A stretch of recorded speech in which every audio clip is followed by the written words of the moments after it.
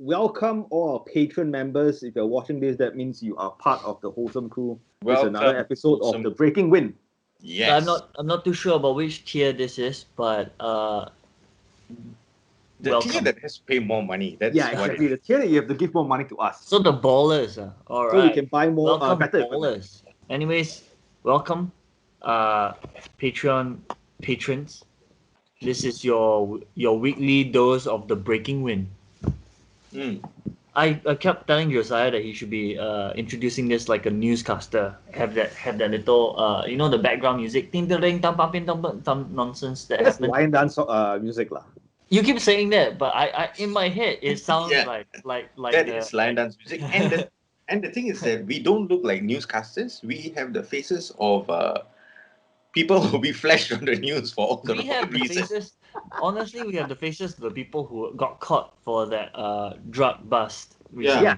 We look like them actually. We look like them. We're not them because we're cleverer. Yeah, no, we don't do drugs. Obviously. And that's why you're not seeing anything below our shoulders, our arms, because you can see the band tied to our biceps. Yeah, no, but we are all puffed. But that's why you can see my background, because I'm actually not at home. I'm outside. I'm already. Sean is in an opium den. Yeah. You can't see the guys ready to clean him up. I mean, you can tell by my complexion. Is like this is a complexion of a guy who's never seen the sun that often. That's a complexion of a junkie. Yeah. Dark room. Much math. Brooding. This is the only time I have light. It's when I'm filming. But yeah, if you're here for the breaking news. I mean, win. And well, it's not really news lah. We're just going to cover stuff that's interesting to us.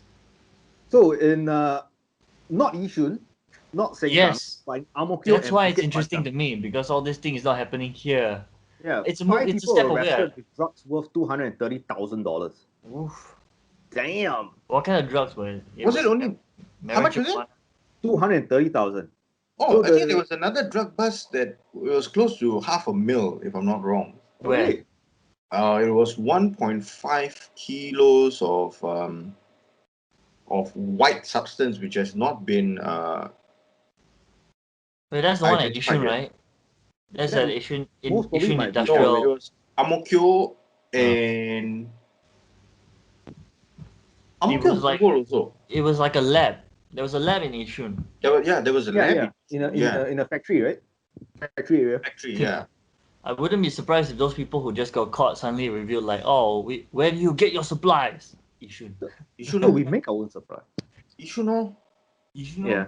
They make it, but they said Yishun got very bad reputation, so they ship it out in a Toyota Sienta. All the way. So in this news, they seized drugs comprising of 2 kilos of cannabis, 291 grams of heroin, and 550 grams of ice.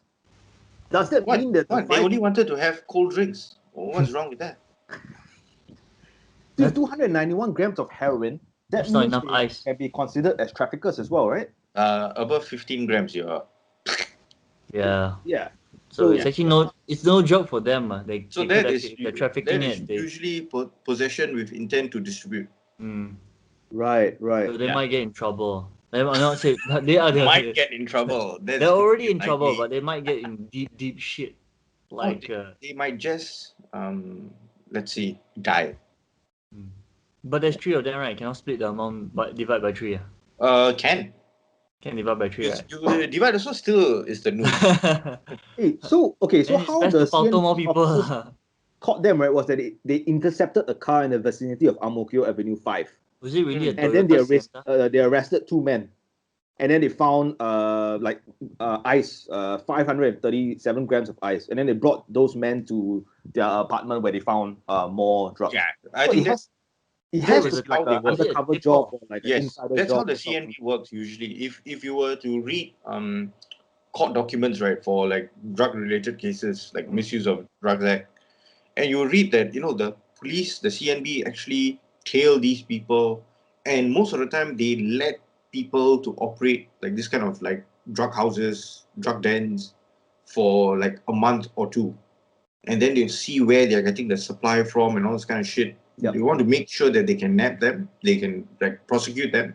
Yeah. So they'll start building the case, and eventually they were like, okay, now I think it's the right time. We'll go in and arrest everyone who's in there. We'll seize everything, and then we can have a strong case. Yeah, because I think they don't want to hit the small drug users. They want to hit the suppliers, right? Yes. The deliverer. Yeah. They want the source. Yeah. Yeah. So that's the best way they can. I think that's from what I've read so far. I think that's one of the best ways they can handle it. And yeah. So Ang Mo Kio has been like a hub, somewhat like there are so many drug pushers and drug dens there, houses that are actually distributing. There was a case where this Indian guy, he actually had a Filipino girlfriend, but I think he was just using the Filipino lady's home, which she Yeah. was renting. Very, very peculiar case because she was actually working as a domestic helper, Right. Okay. but she had special permission to stay outside. She didn't stay with the family that she was working for. Ah. So it's quite peculiar, right? And then she Right. met this Indian guy, Singaporean guy, and that guy was using her rented property in Ang Mo Kio as a processing plant.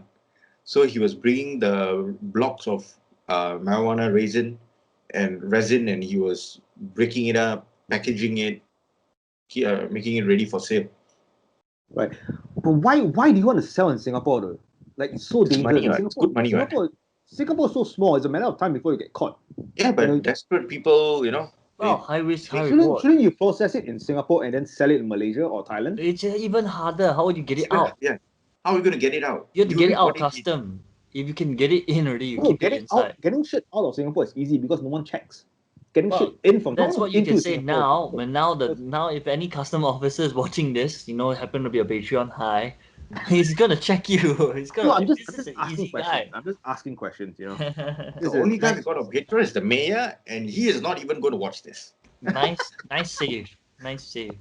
Unless he upgrades. He needs Unless to he upgrade. upgrades. Yeah. Yeah.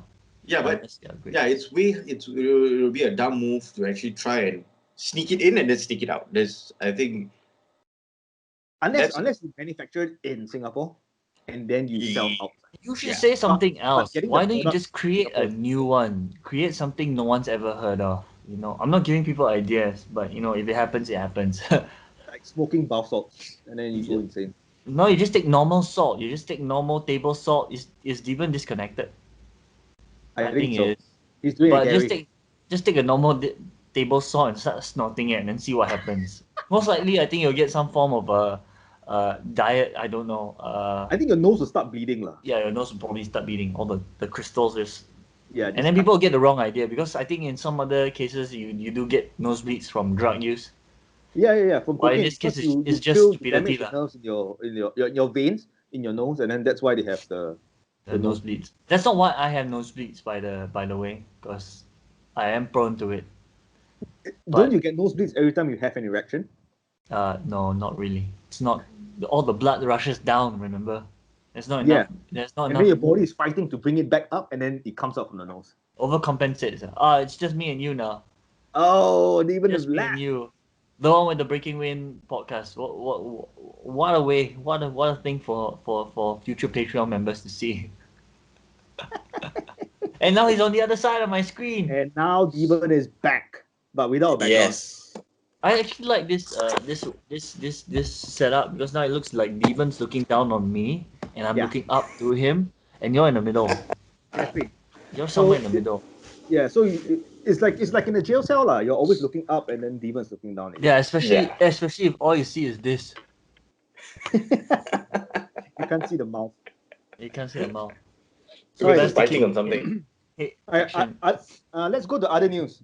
So the minimum qualifying salary is raised by $600 for EP passes. E-passes, Yeah. sorry. Yeah, so they're basically no, and that would mean that the foreigners who do get hired, the employers have to pay them more, right? Yeah. Yeah, but in a sense, is the strategy here actually to discourage the Singapore companies from hiring foreigners and actually hiring locals, because it will be cheaper. Local work will be cheaper, unless of course the skill base they're looking for can only be met by a foreigner, then in that case they have to pay the extra sum lah. But no company will want to pay a foreigner more just if they can get a local guy for the same, I mean, with the same base value, the Yeah, basic because you got skill. to pay a levy as well, right? So If I'm not I wrong. mean, Yeah, you can see it yeah. there. How is the public taking it? You got mixed reactions. So some people saying, "Oh, that's a good thing," Well, firms I'm will not start saying it's a hiring good thing. I'm more. just saying that No. The did the public PAP reaction, actually public explain? reaction, right? Did they explain this, or is it they just released it and then no explanation given, or they came up with the Well, the convoluted way of explanation is simple, but the explanation is pretty simple. It says they explained it? that yeah, they said that we are trying to make sure that the firms like local or foreign or MNCs they will try and hire more Singaporeans. Oh, then I mean I don't see Yeah, why but there might be. what is $100 Oh, Yeah. and what is $600 when you're paying people like who are working for banks well, or working for law once firms, again, you're paying them they five have to they have to five take a digit typical salaries. What is 600? they have to take a typical action lah. It's more tiptoe. Once again, Yeah. they don't want to send out too strong a message to outsiders saying we don't want you. It's more like we just want to make it like so companies don't see it as better to just hire foreigners all the way. It's like Mm. they just want to make it a little bit more of an incentive to hire local. But once again, it's like some companies have no choice but to hire outside, but they just don't want to make it. I think they want to take the attention away from cost, I guess. Like Mm. people. If you were to read the comments Mm, or from Chinese Asia or like on their post, right? Chinese Asia and Straight Times, you'll see some people welcoming the move, oh, okay. saying that oh, it's actually a good thing that they have actually raised it. And then you have other people who are saying that what's this wayang? Mm. Oh, once you lose votes, nearly lost at a couple of GRCs, so now this is what you're trying to do. So this is going to satisfy people, like and then you got other people who are breaking it down and saying, $100. How is it going to affect the employer? That's $1,200 a year. Yeah. It's kind of ridiculous, like, actually. $100. Yes, At right. least increase it by like a grand or something, $1,000. Yeah, then that would be. That would make But then more. again, they don't. I think that's why I'm saying that they don't want to make too large an impact on that stuff, so that it becomes like you're forcing them not to hire foreigners. They can't take that strong stance. They cannot force you not to hire foreigners. They only want to do I want to encourage you not to, but you still can. Mm. It's just that it's going to be slightly more costlier to hire a foreigner. I don't think they want to give companies the impression like don't hire foreigners, because they can easily do that by just either doing away with the HES pass or the E pass or all these things. They can do away with that, but that's not the signal they want to give. The tiny signal is like it's going to be more expensive, slightly more costlier for you to hire that one. So in your consideration, please look at uh Sam over here instead of Samuel over there. Same name, No, just but different way of that's where you speaking. get the backlash, right? Like when people started doxing um, Temasek Holdings employees from India, from their office in India. So Singaporeans were like, why are you hiring these people? Mm. When your ministry, like the government, just released a study or something like that, a report saying that, oh, the financial sector is one of the worst at hiring locals. Mm, They hire the most number of foreigners, Yeah. right? In like upper management and like top But positions. clarify one thing. This whole thing is a blanket thing, right? It's for all sectors, right? All sectors. All sectors, yeah. It's for the, yeah. Yes. Yeah. Yeah. But then they highlighted the finance industry as being one of the worst performing at Right. hiring locals, Right. because they cite like experience, like international experience or certain like higher level of Yeah, understanding of but certain but key but markets. if you have to So look, mm, yeah, so they were explaining that, and then someone doxed, or a group of people doxed information about then found out people, that was Temasek contrary to what Holdings. they said, lah. Yeah, because Temasek Holding, one of the biggest financial financial companies in Singapore, functioning with the government's money, taxpayers' money, and they are not hiring enough. And They is it fall because into the report. is it because that way of hiring, is it because it was cheaper to hire that guy?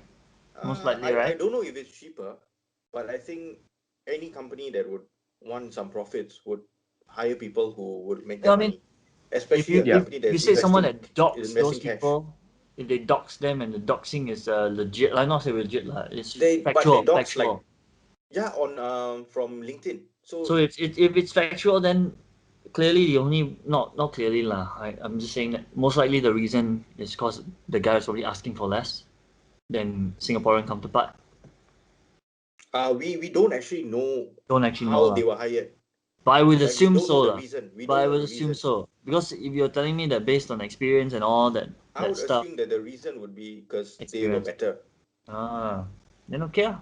You see, based on the better thing, right? You can't. I mean, if we were really to be up in arms on that, it's just us being a little bit more, not say petty lah, but just But if soft. it's on LinkedIn, your CV and everything and your work experience will be on LinkedIn as well. So I think you can Exactly. easily just Yeah, check and but find then out. the person was doxing, or I don't know how many people were doing the doxing thing, but they were criticizing the universities they went to, what work experience they had. Like Singaporeans might have like better shit. Oh, our schools are better. Like, those kind of things. It became very trivial. Right.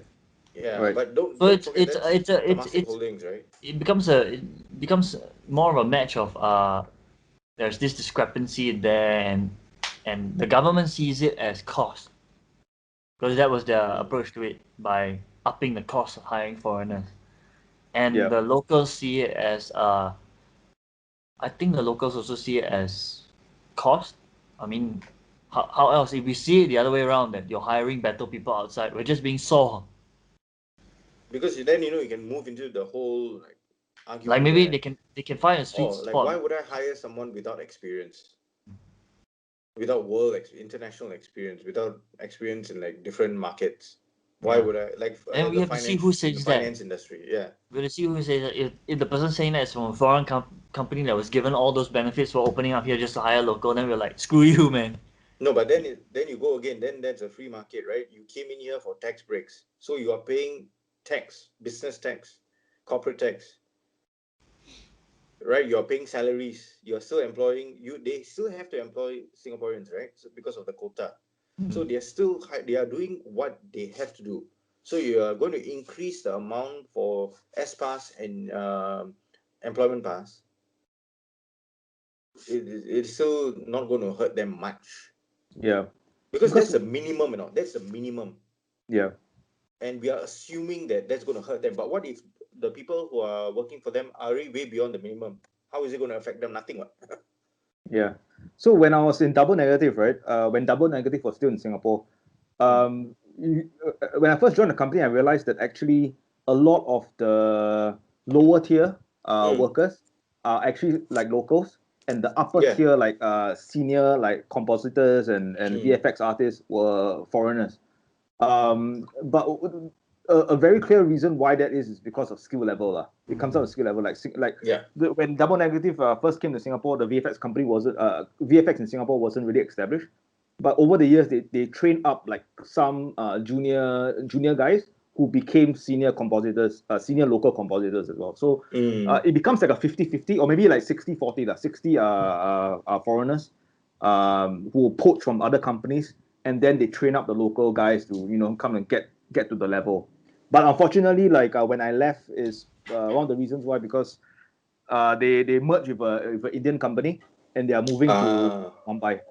So I mean, no matter how you can't fight with the market in Mumbai. They're willing to work longer hours for 3 times cheaper than what you're paying a local Singaporean. And the experience might be higher also.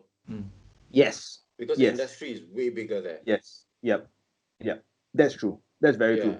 The amount of films on their plate that they're churning out every year is way bigger than Singapore. Way bigger, yeah. Yeah. And the variety that they are churning out as well. Right? Yeah. They are doing loads on like special effects. I think now they're doing animation as well. Oh, dude. Yeah. The special effects over there take trial. I've seen some of the movies. Oh yeah. the horse guy with And the horse I under heard the some bus. stories. There was this very nice guy actually, Christian fella, Indian fella. He moved from a VFX artist, VFX Religion embrace. firm in India to Singapore. He says I can't do it, man. I worked there for 2 years, and you have people sleeping in the office. Like the company actually provides like mattresses in the office for you to sleep over. The morning do they work. give you a toothbrush and then say get back to work because we need this shop to be Wow. out by 6 p.m. today. Yeah. So that's the life there, and he's like, I can't do it. And then so when he kept when he came to work in Singapore, and then he was just telling us like, oh, like over drinks, and then he's telling us like, I sometimes I don't understand when like people are complaining that they have to work overtime to like 9 p.m.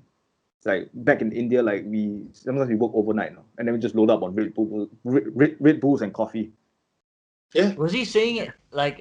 Was he saying it as a point of pride or just No, like, just a matter of fact. riding It wasn't pride. riding the It's rest like, of us? in India, like this is common. So when I come to Yeah. Singapore and they ask me to work overtime, I was like what time? It's like 9 p.m. It's like, oh, okay, yeah. And then just continue finishing his work lah. Then he just chow, go back home. It was like normal. Yeah, to him it was just like, yeah, this is normal. This is what normal normality is. Yeah, you see, that's the opposite of like Australia, right?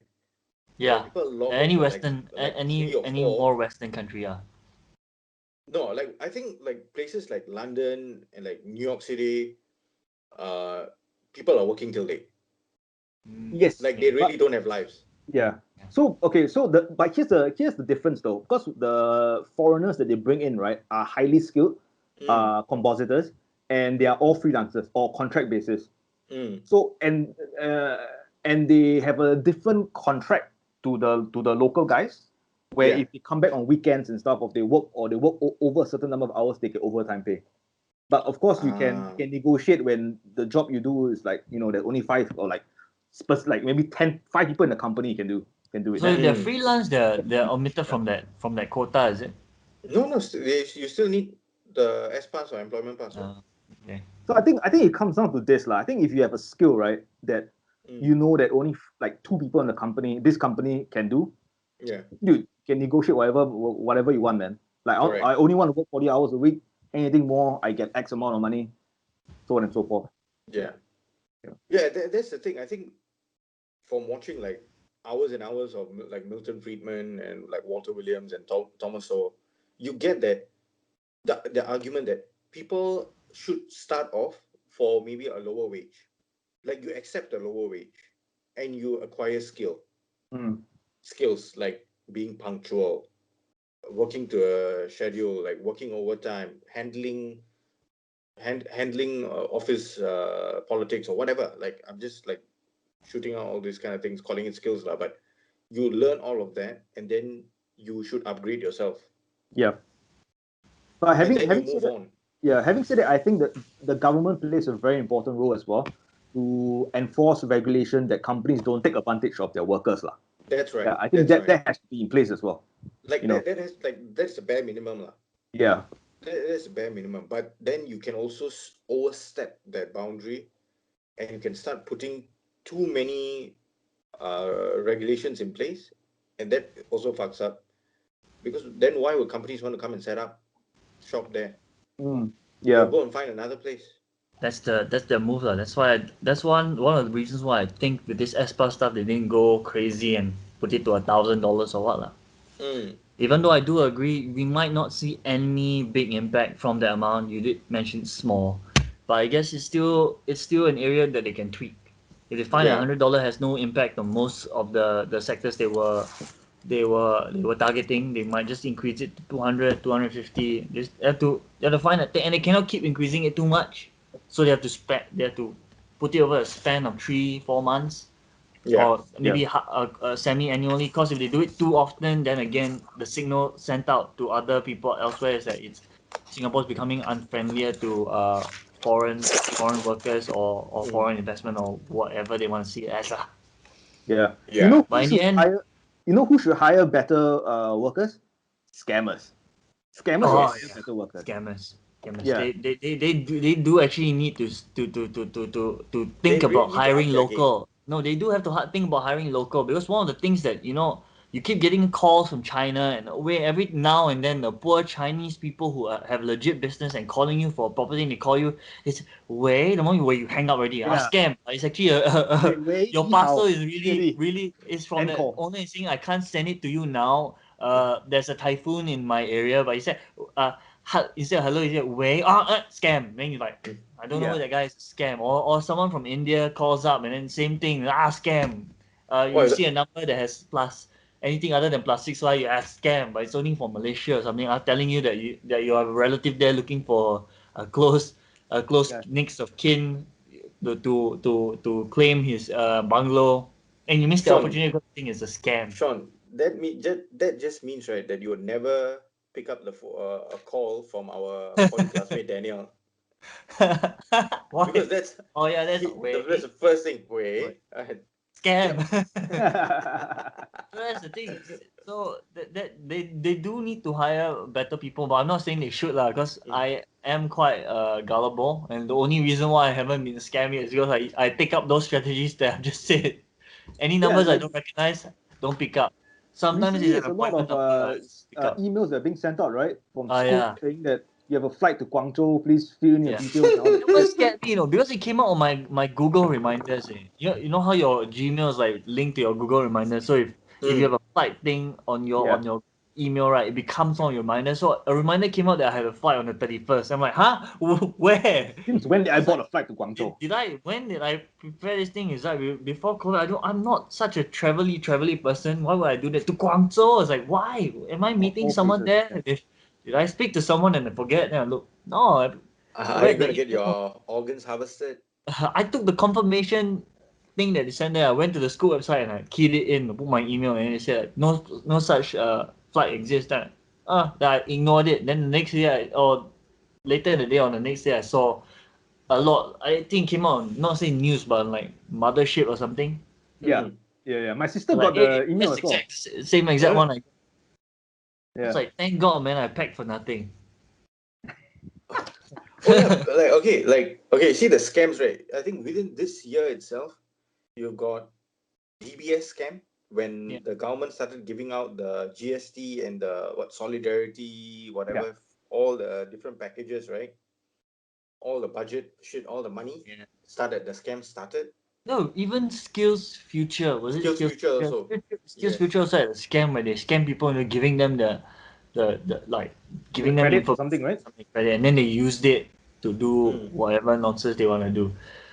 There's a bunch of people out there like this, every other how we can scam like a naive. They can scam you on toilet paper, your mask, anything you want. It's just on there. Giving out vouchers for toilet paper. I'm going there. Scam. The fellas who actually started all this shit, like in recent times, were the fucking Nigerians. Like they started sending letters and emails. They've gotten the worst.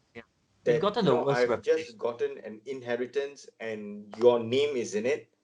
Oh, I'm a royalty. So, I need to share it with you so that I will get my portion. Yeah, I have blood diamonds and all that. Poor thing, the Nigerian name has been thrown under. Like every time someone says Nigerian, you're like, it's the same concept of the way. It's the same thing. I'm from Nigeria. No. I'm not buying any of that. Sorry. It's I just want to be your friend. Nah, it's okay. I used to have a letter. It's a scam letter, written with clip art font.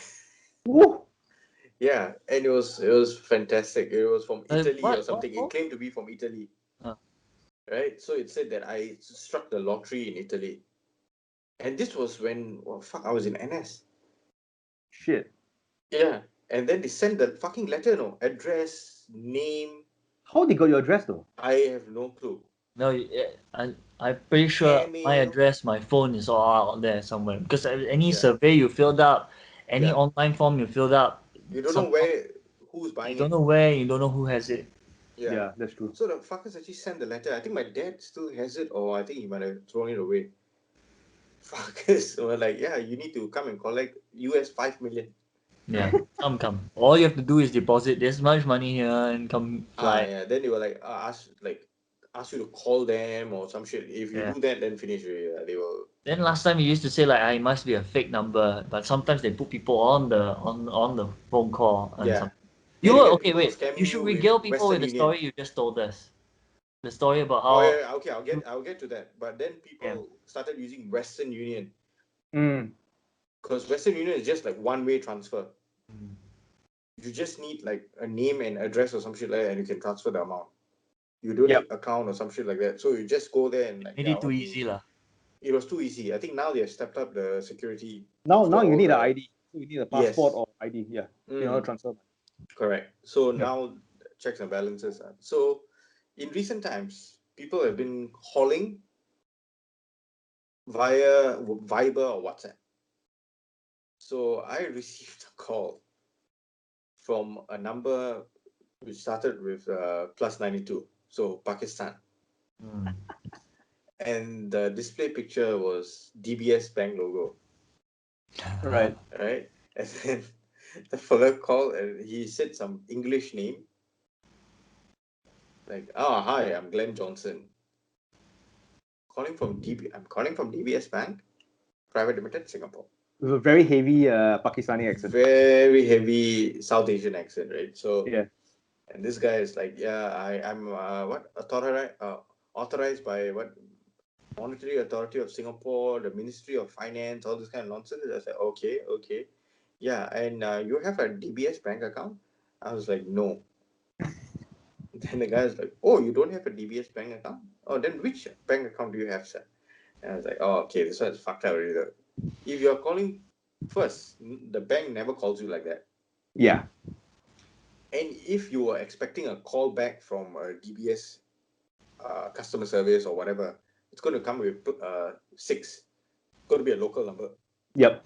It's not +92. Yeah. I was like, okay. So I was like, oh, I don't have DBS. Oh, don't have DBS? Then what do you have? Which bank you have? World Bank. And the guy was like, oh, which bank? World Bank.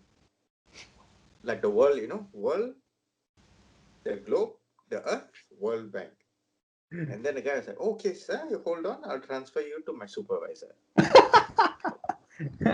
was, I just passed the phone. And then the guy was like, and did the guy sound exactly the same like him? Or is it no. A different voice, but exact same kind of thick South Asian accent. Okay. And the guy just introduced himself as, I'm the supervisor. No name given. No name given. He just said, I'm the supervisor. And then I was like, okay, what are you supervising? Oh, I'm the supervisor at DBS Bank, Singapore Private Limited. And then I was like, oh, okay, this one cannot really. I need to say World Bank again. Which bank account do you have? Savings account at World Bank. and then after that, they started talking in their native. I don't know whether it was Urdu or something, or Punjabi or something else. And the line just went dead. So I did not think of it much. I just blocked the number. Yeah. But I think they have sold the list of numbers to multiple scammers. So I get a call few months later during the circuit breaker period. And I was sitting in my living room, my dad and my sister, and then the call comes and I'm showing it to my dad, saying these are the scammers. The scammers. He's like, okay, answer the call and put it on speaker. And then it was the same script. I'm calling from DBS Bank. And this time around, I was like, where's your office? And the guy was like, in town. In town. Yeah, usually big answers like this, right? You kind of have suspicions already. Yeah. No, but we already knew what was going on, right? Yeah. And I just started asking more questions, and after more questions, what's the name of your CEO? Yeah, you just start grilling him until you realize this guy I can't get any money from it, and then that's the end of the call. And then he was like, again, your DBS account is locked. No, I can see my account is not locked. And then the guy started to get angry. I was like, no, sir, it's locked. I can see it from here. Where you can see it from? Then I was like, what's your name? Then he said something, James, James Michael or some shit like that. It's like, no, come on, Jamal. Come on, don't bullshit with me. Come on, Jamal. I was like, shit. And there's what Jamal and James and all this kind of shit. Yeah. And then he got really pissed off. I don't Yeah. know why. I think he got like found out, right? He started scolding me. You know, fuck your mother, fuck your sister. And then when my dad heard that, really, my dad heard the fuck, right? He went, fuck you, motherfucker. Yeah, you're the only one there having fun, basically. I was like, what the hell is going on? You should have recorded it, lah. You should have recorded Should it. have recorded. Yeah, should have Yeah. recorded. Yeah. Or if Okay. anybody has time, you can watch James Veitch. I don't know his name. James Is it the guy with the computer, Veitch. Yeah, he replies Yeah. to spam emails, and then he talks about it's a TED Talk thingy. Right. A Singaporean guy in my uni, right? Singaporean Chinese guy. He actually got a spam text message while we were in Australia, while we were in Perth. Mm-hmm. And his replies to that guy, right, went viral. In Viral, Australia. wow. Yeah, he was featured on the news and shit like that because he had free text. Right. So he just kept replying. He just trolled the guy, lah. Trolled the scammer. All like for like I think more than half an hour. Whoa. He was like texting the fella because he was like doing nothing. He was in the uni library. And Yeah. then he just kept texting the fella, text. I actually bumped into him at the uni tavern and we were talking about it. Like another guy was like, hey, this guy's Singaporean and this fella just got interviewed by the news. I was like, oh man, what were you interviewed for? Then he was showing us the tags. Yeah. Okay. Yeah, it was incredible. So should we end off this episode with the opening of Parliament? Oh. And the different pictures that were taken. I only saw what I got to see, I think on, I forgot where it was, 9gags or Tim, no, it can't be 9, maybe Mothership or some Google News lah. But my goodness, the way to show up the rest of it, the things that came out, Pritam Singh's wife. That was the highlight, right? So upstage everyone, every praising her. Yeah, praising Pritam Singh. But the way they compared was quite cruel lah. They say like look at Pritam Singh's wife and then compare to the PAP's aunties or something. Like, they look like a power couple walking into Parliament. Yes. I think that was a sentiment amongst most Singaporeans who actually saw the pictures. They were like, yeah. On the other hand, winning in life. Yeah. On the other hand, is that maybe the ladies there were thinking, I don't have to, don't have to do so much. But I guess it was okay. I think one of them actually announced a pregnancy on the opening of Parliament. Oh, who was that? I forgot. Somebody announced their pregnancy not pregnancy. Saying that I got banged up during the circuit breaker and now I have to tell everyone about it. No, I was so happy I had a baby. Yeah. I'm so happy I had a baby. I think we've come to the end of our second episode of Breaking Wind. Yes. And if you reach this point, that means you got to tell your friends, families, and relatives about patreon.com/lotolobang. And maybe your slaves as well. Exactly. Whip them into shape. Get them to start up a Patreon account and follow us. Yes. Right, and guys. Donate to our cause. Yes. Ciao. Ciao. Be awesome.